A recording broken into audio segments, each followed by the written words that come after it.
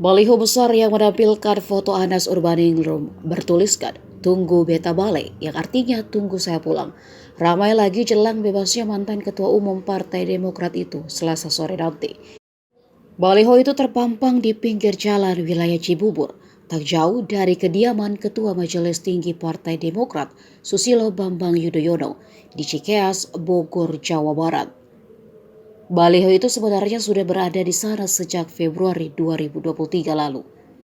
Ketua Umum Partai Kebangkitan Nusantara yang juga sahabat Anas waktu di Demokrat, yakni Igede Pasek, mengatakan baliho tersebut merupakan inisiatif dari rekan-rekan Anas. Pasek mengaku bukan partainya yang memasang reklame tersebut.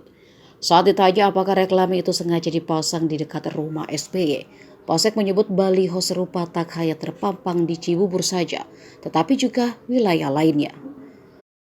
Anas Urbaningrum tersandung kasus korupsi proyek pembangunan pusat pendidikan, pelatihan, dan sekolah olahraga nasional Hambalang pada 2013 silam.